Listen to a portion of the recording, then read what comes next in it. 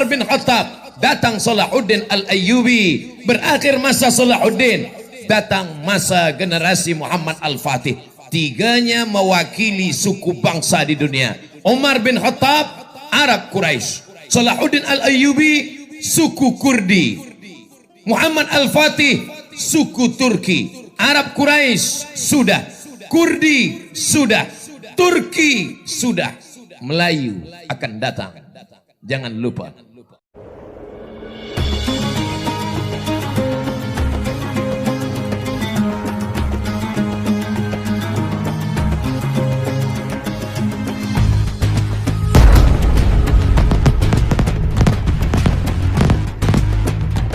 Jangan lupa subscribe, like, and share. Sebut Melayu, maka berarti Islam. Melayu adalah Islam. Melayu tanpa Islam hilang me-nya, tinggal layunya saja. Saya bangga malam ini. Sebab apa? Sebab dalam satu hembusan nafas kita berkata Melayu, maka adalah Islam. Oleh sebab itu maka kita bangkitkan lagi.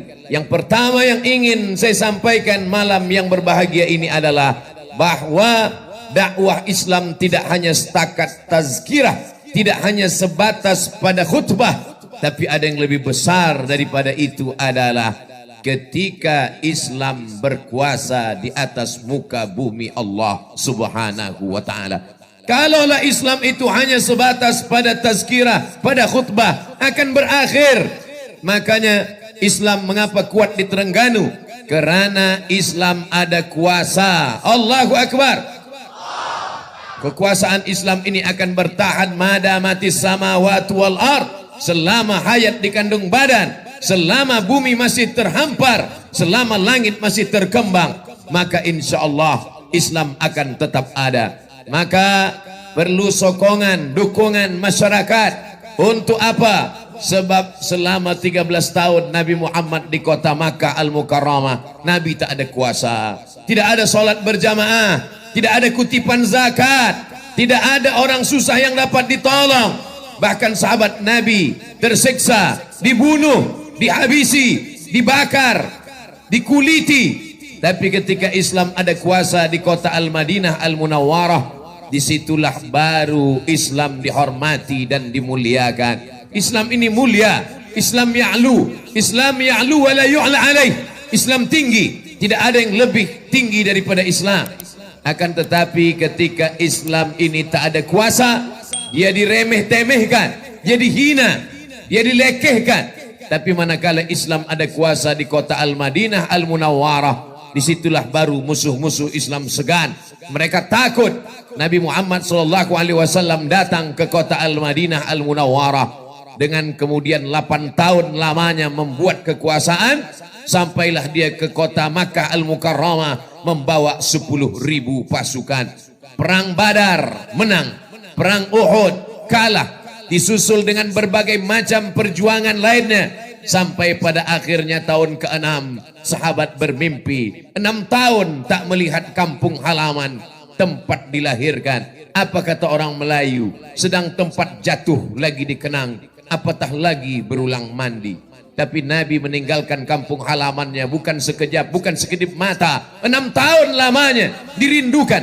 Sahabat bermimpi, ya Rasulullah, malam tadi aku bermimpi, aku lihat kita tawaf dan sa'i, aku lihat kita menggunting rambut, ada yang mencukur habis, ada yang memotong pendek. Kata Nabi SAW, itu adalah isyarat bahwa kita mesti datang ke kota Makkah Al-Mukarramah. Tapi niat itu belum lagi tersampai. Di Hudaybiyah mereka dihadang oleh kafir Quraisy, tidak boleh masuk ke kota Makkah Al-Mukarramah. Maknanya apa?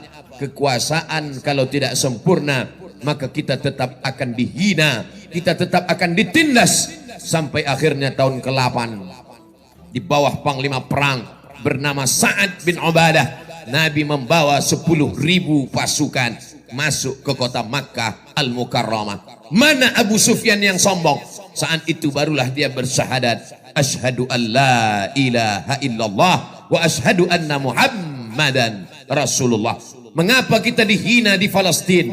Mengapa kita dilecehkan, direndahkan, dipijak, disaksikan oleh seluruh mata dunia? Binatang yang tenggelam di dalam laut mereka selamatkan, Mereka cuci basuh sebab binatang itu burung-burung yang terkena minyak. Mereka dengan alasan bahwa ini makhluk yang mesti diselamatkan. Tapi mereka diam melihat saudara kita di Uighur, di Rohingya, di Palestin. Apa sebab kita dihina? Sebab kita tidak ada kekuasaan. Oleh sebab itu, yang pertama kali yang diajarkan Nabi SAW ketika dia pindah ke kota Al-Madinah Al-Munawwarah adalah tunduk Yahudi Bani Nadir, tunduk Yahudi Bani Quraizah, Bani Quraizah, Bani Qainuqa, Bani Khaybar, semuanya tunduk. Kenapa? Karena ada kuasa di tangan Sayyidina wa Maulana Muhammad sallallahu alaihi wasallam.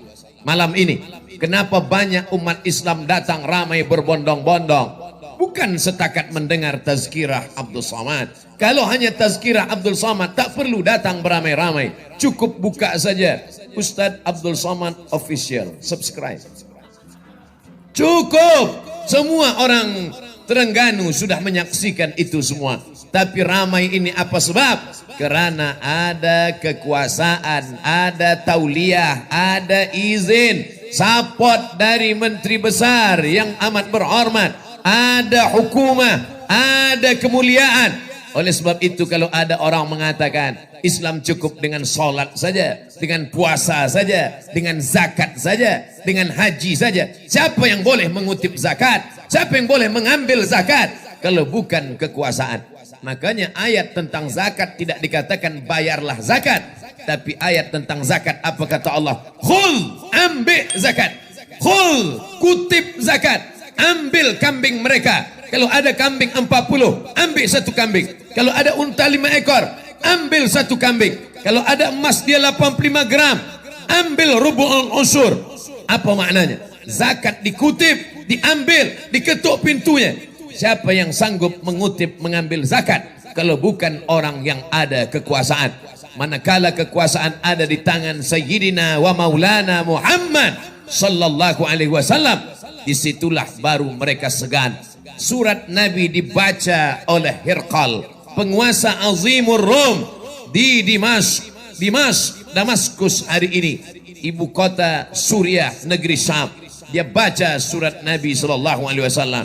Dia cium surat itu, dia simpan di dalam kotak, dia bagi wangi-wangian untuk menghormati. Kenapa? Karena dia tahu kekuasaan dunia akan dipegang oleh Nabi Muhammad sallallahu alaihi wasallam. Ketika terjadi perang Ahzab, datanglah seorang sahabat memiliki idea yang brilian.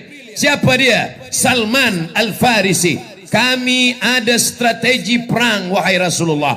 Kalau kita ingin supaya pasukan dari Makkah tidak masuk sampai ke Madinah, kita mesti menggali parit yang panjang. Parit itu dalam bahasa Arab disebut dengan khandak. Khandak, parit. Ikut Nabi menggalinya. Manakala besi itu terkena batu, maka mengeluarkan cahaya. Apa kata baginda? Cahaya pertama, aku lihat kamu menguasai Yaman. Cahaya kedua, aku lihat kamu akan menguasai Syam. Cahaya ketiga, aku lihat kamu akan menguasai Rom. Orang kafir tertawa. Apa itu? Sahir, tukang sihir. Kadzab, tukang dusta. Pembohong. Mana mungkin orang Arab buta huruf yang tak boleh baca tulis akan menguasai Yaman, menguasai Syam, menguasai Rom. Hari ini apa yang dikatakan baginda terbukti nyata. Yaman bersyahadat, Syam bersyahadat, Rom bersyahadat. Rom masa itu adalah Konstantinopel. Dari mulut dia yang tak dapat menulis dan membaca, tapi menerima wahyu dari Allah Ta'ala. Apa kata dia? La tufta'annal Konstantiniyah. Kamu akan membebaskan Konstantinopel. Wala ni'mal amiru amiruha. Sebaik-baik panglima perang adalah panglima perang yang masuk ke Konstantinopel. Wala ni'mal jaishu dzalikal jais. Dan sebaik-baik pasukan tentera adalah tentara yang menguasai Konstantinopel. Dia robah negeri itu bernama Istanbul. Apa yang terjadi adalah ucapan dari Nabi Muhammad sallallahu alaihi wasallam. Lagi-lagi kuasa di tangan seorang muslim itu yang akan dapat menolong agama Allah subhanahu wa ta'ala. Apa kata Al-Imam Asy-Syahid Hasan Al-Banna, al-muslim, seorang muslim, la yutimma islamahu, tidak akan sempurna keislamannya hatta sampai dia peduli kepada apa? Sia-sian, ba'idan nazar an syu'uni ummatih, muhtamman biha wa ghuyuran 'alaiha. Dia tidak akan sempurna Islamnya sampai dia peduli kepada urusan umatnya, dan kepedulian kepada urusan umat hanya dapat diselesaikan dengan kekuasaan. Tapi Allah memang sayang pada umat ini. Umat kehilangan kekuasaan, umat kehilangan kesultanan, umat kehilangan khalifah, umat kehilangan. Sekarang umat hanya tinggal membaca Al-Quran, berzikir, tapi Allah masih kasihan.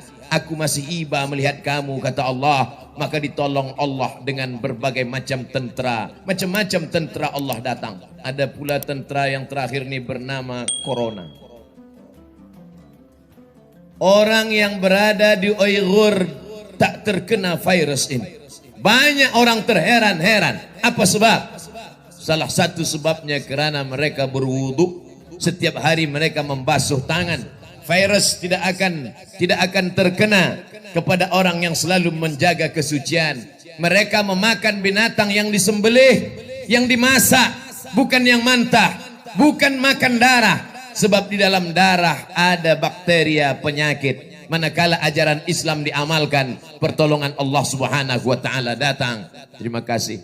In tansurullah, kalau kau tolong agama Allah, yansurkum, Allah akan menolong kamu. Kalaulah bukan kerana pertolongan Allah, sudah lama Islam ini musnah dari atas muka bumi Allah. Wa makaru, mereka membuat tipu daya. Wa makarallah, Allah balas tipu daya mereka.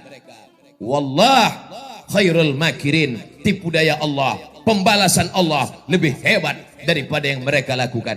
Oleh sebab itu kita ajarkan anak-anak kita bahwa dalam fikih tidak hanya fikih taharah, tayamum, wudu, membasuh hidung, membasuh muka, istinsyak, madmadah. Tidak hanya kita ajarkan kepada generasi kita akan datang bahwa Islam ini hanya membahas masalah darah, hanya membahas masalah sembelihan. Islam tidak hanya membahas masalah nikah, tapi Islam juga membahas masalah jihad, masalah fiqhud daulah, masalah fiqhus siyasah. Karena dengan itu kita sedang mencetak, membentuk generasi akan datang, generasi-generasi Salahuddin Al-Ayyubi, generasi-generasi Muhammad Al-Fatih. Dulu yang membebaskan Palestin adalah Sayyidina Umar bin Khattab. Selesai Umar bin Khattab, datang Salahuddin Al-Ayyubi. Berakhir masa Salahuddin, datang masa generasi Muhammad Al-Fatih. Tiganya mewakili suku bangsa di dunia. Umar bin Khattab, Arab Quraisy. Salahuddin Al-Ayyubi, suku Kurdi. Muhammad Al-Fatih, suku Turki. Arab Quraisy sudah, Kurdi sudah, Turki sudah. Melayu akan datang. Jangan lupa. Melayu akan bangkit, akan datang. Sebab kita belum pernah mendapat giliran itu. Kurdi sudah, Quraisy sudah, Arab sudah, Afrika sudah. Bila Afrika diberikan Allah, manakala hijrah yang pertama bukan ke kota Al-Madinah Al-Munawwarah, hijrah pertama ke Afrika. Negeri itu bernama Abyssinia. Abyssinia adalah Ethiopia. Ethiopia dulu adalah negeri yang pernah berkuasa. Di antara sebab Nabi salat gaib ketika Najasyi penguasa Ethiopia meninggal dunia, Nabi kumpulkan sahabat, Nabi salat, jenazahnya tak ada. Sebab jenazah tak ada itulah maka disebut dengan salat gaib. Kenapa? Karena Nabi mendoakan Najasyi. Apa jasa Najasyi terhadap perjuangan Islam? Kerana Najasyi memberikan perlindungan kepada rombongan Ja'far bin Abi Talib, saudara kandung dari Ali bin Abi Talib yang hijrah, mendapatkan perlindungan oleh Najasyi. Afrika sudah pernah, Quraisy sudah pernah, negeri Syam sudah pernah, tapi negeri Melayu insya Allah. Bangkitkan semangat itu. Begitu yang diajarkan oleh ayahanda dari Muhammad Al-Fatih saat dia memandikan anaknya. Apa yang dia katakan? Wahai anakku, di seberangmu ada kekuasaan yang besar. Aku ingin nanti sampai masanya engkau remaja, engkau dewasa, engkau akan merebutnya, engkau akan bersyahadat di sana. Semangat yang diberikan oleh seorang ayah, itulah yang dikenang sepanjang zaman oleh seorang anak. Hari ini seorang ayah hanya menasihatkan anaknya, yang penting engkau bekerja, nanti engkau akan makan, engkau punya kereta, engkau punya rumah besar, setelah itu engkau menikah, selepas itu engkau akan mati. Kalaulah hanya itu cita-cita seorang ayah, apa beza kita dengan haiwan yang hanya hidup, selepas hidup tidak ada misi dalam hidupnya, tak ada cita-cita tertinggi. Cita-cita tertinggi orang Islam adalah asy-syahadah asma amanina, menjadi syahid adalah mimpi terbesar. Menangis seorang sahabat bernama Khalid ibnul Walid. Mengapa dia menangis? Karena setiap jengkal badannya ada bekas tusukan tombak, ada luka pedang, ada luka anak panah. Tapi dia menangis di atas tempat tidur mati sebagai seorang tua, bukan sebagai seorang syahid. Walaupun pahala syahid sudah dia dapatkan, berkali-kali dia ikut berperang bersama Rasulullah sallallahu alaihi wasallam. Syahid kita sekarang adalah syahid menuntut ilmu. Man kharaja fi talabil ilmi, siapa yang keluar rumah menuntut ilmu, fahuwa fi sabilillah, maka dia termasuk orang yang berjihad fi sabilillah hatta yarji'a. Yang pertama, maka hendaklah orang Islam punya kekuasaan.